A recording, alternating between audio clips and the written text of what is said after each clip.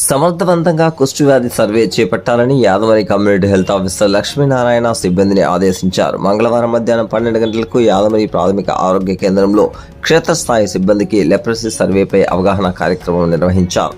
ప్రభుత్వం ఈ నెల 18వ తేదీ నుంచి ఆగస్టు 2వ వారం వరకు 15 రోజుల పాటు లెప్రసీ సర్వే చేపట్టాలని ఆదేశించిందన్నారు. ఈ సర్వేలో ప్రధాన పాత్ర ఆశా కార్యకర్తలు, మహిళా ఆరోగ్య కార్యకర్తలు పోషించాల్సి ఉంటుందన్నారు.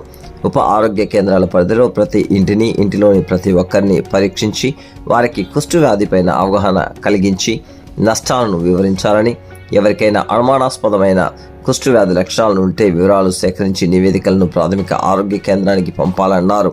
అనుమానిత కేసులను ప్రాథమిక ఆరోగ్య కేంద్రం వైద్య అధికారి పర్యటించి నిర్ధారించడం జరుగుతుందన్నారు. ప్రాథమిక దశలోని వ్యాధిని గుర్తిస్తే వ్యాధిగ్రస్తులు అంగవైకల్యం కలవారుగా మారకముందే వారికి వైద్యం అందించవచ్చునన్నారు. స్పష్టమైన మచ్చలు, కంటి రెప్పలపైన వెంట్రుకలు రాలిపోవడం, అరచేతులకు అరికాళ్లకు వేడి చల్లదనం యొక్క తేడా తెలియకపోవడం లాంటివి కుష్ఠవ్యాధి లక్షణాలన్నారు. ఈ 15 రోజుల పాటు కుష్ఠవ్యాధి సర్వేను ప్రాథమిక ఆరోగ్య కేంద్రం పరిధిలోని 9 సచివాలయాల్లో 23,000 మంది జనాభాకు పరీక్షలు చేయించి నివేదికలను సమర్పించాలన్నారు.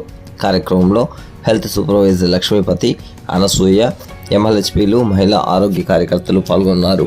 స్పర్శ ఉండదు కాబట్టి దానిపైన అది లెపరసీ అని మనం వాళ్ళకి తెలియదు కాబట్టి స్పర్శ లేదు, కాలుతంటే నడిచిపోతుంటే కూడా ముళ్ళు గుచ్చుకుంటాయి, కాళ్ళు అవుతాయి, వాళ్ళకి తెలియదు. అవి పుండ్లు అయిపోయి పెద్ద ఏళ్ళు కూడా ఒకసారి తీసేయాల్సి వస్తుంది, గ్యాంగ్రీన్ అయిపోయి చూస్తుంది.